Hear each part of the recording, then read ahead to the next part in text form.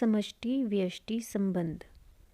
दिव्य लोक से माता मही दुहिता को बुलाती, साधन में लगाती, समझाती। हमारे पूर्वज से लेकर आज तक घरों में बुद्धिपूर्वक आवाहन की जाने पर सदा वह युक्ति सब में आकर विशेष रूप से वास करती हुई आती है। वेदों में चित्ती शक्ति को प्राण ही कहा है। जो प्राण विभू हिरण्यगर्भ कहलाता है, वही सांख्य का महत तत्व यानी यूनिवर्सल कॉन्शियसनेस कहा जा सकता है।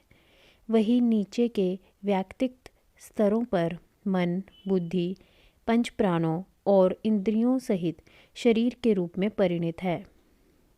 अनंत होने के कारण जो अविशिष्ट रहता है, वह समष्टि में शेषनाग और व्यक्तियों में कुंडलिनी के रूप में आधार बनकर मानो सोता रहता है। यह विषय हमारी डिवाइन नाम की पुस्तक में सविस्तार देखें। चित्त शक्ति के समष्टि और व्यष्टि दो स्तर माने जा सकते हैं। ऊपर दी हुई ऋचा में समष्टि चित्ती शक्ति को व्यष्टि शक्ति की माता और कुंडलिनी की माता मही कहा गया है। इस ऋचा का भाव हम एक आधुनिक सर्वविदित उपमा की सहायता से समझाते हैं। मानव देह को चेतन रेडियो यंत्र के सदृश और समष्टि चित्ती शक्ति को ट्रांसमीटर द्वारा प्रसारित विद्युत तरंगों के वाहक विद्युत मंडल के सदृश समझिए। जैसे विद्युत मंडल सब रेडियो में व्याप्त होते हुए भी उसमें प्रसारित तरंगों का संबंध उनसे नहीं जुड़ता जब तक उन्हें विद्युत संचालित ना किया जाए।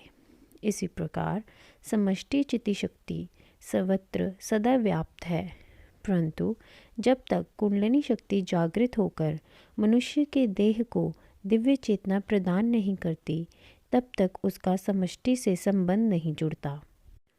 सब जप, पूजा पाठ, स्तोत्र गान उसे जगाने के लिए ही किए जाते हैं। मंत्रों के अनुष्ठानों द्वारा उसे जागृत किया जाता है, जिसे मंत्र चैतन्य भी कहते हैं। कुंडलिनी के जागृत होने पर साधक को दिव्य भाव आने लगते हैं, दिव्य अनुभूतियाँ होने लगती हैं, समष्टि से संपर्क होता है और उसे दिव्य आदेश, दर्शन एवं ब्रह्म भाव का आवेश आने लगता है। इसीलिए कुंडलिनी जागृति को आध्यात्मिक पथ का प्रवेश द्वार कहा जाता है।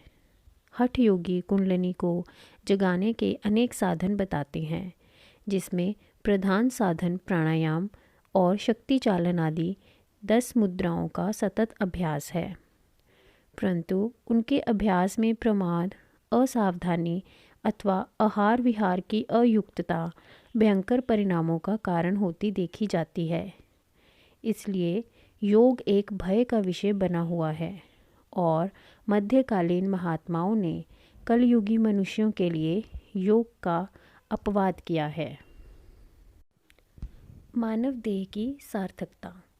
हे मनुष्यों, यह शरीर स्तुति के योग्य है, जिसमें ब्रह्म तेज रूपी जलपूर्ण शक्ति रूपी नदियाँ बह रही हैं।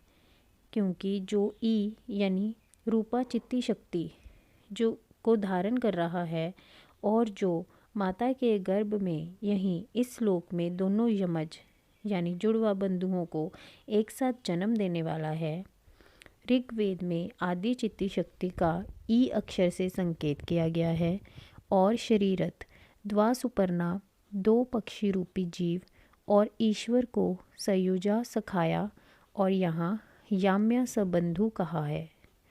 आदि शक्ति ही कुंडलिनी के रूप में सब मनुष्यों के जन्म से देहों में विद्यमान है। इसको जगाने से मनुष्य अपना संबंध ऊपर के स्तरों से जोड़ सकता है। इसलिए यह मानव देह सर्वोत्कृष्ट महत्व रखता है। आत्म तत्व और ब्रह्म तत्व दोनों एक ही हैं। जीव और ईश्वर के रूपों में भिन्नता की प्रतीति ज्ञान और चेतना के तारतम्य के कारण उपाधिक है।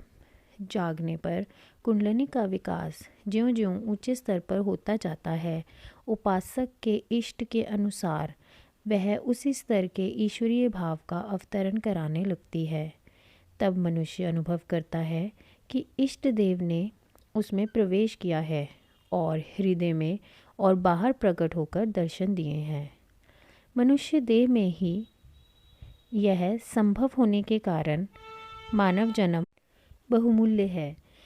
परंतु कितने खेद की बात है, मनुष्य अपने अंतर में सदा साथ रहने वाले बंधु, मित्र, सखा की उपेक्षा करके विषयों में पड़कर कभी प्रसन्न होता है, कभी दुखों के आघातों से पीड़ित होकर हाय हाय करता है। दीन भाव से अपने ही जैसे दीनों की शरण खोजता है और हताश होता है। रे मनुष्यों, अंधा अंधों की क्या सहायता कर सकता है? अपने ही अंतर में अपने आत्मीय बंधु ईश्वर को जगाओ और उसकी सहायता से भव सागर से पार उतरो। अपनी नाड़ियों स्नायुओं में ब्रह्म तेज के प्रभाव का अनुभव करो, जो तुम्हारी सदा सुलभ संपत्ति है। उसे जानने के लिए गुरु की शरण में जाना आवश्यक है। सामर्थ्यवान गुरु ही अपने सामर्थ्य से कुंडलिनी को जगा सकता है।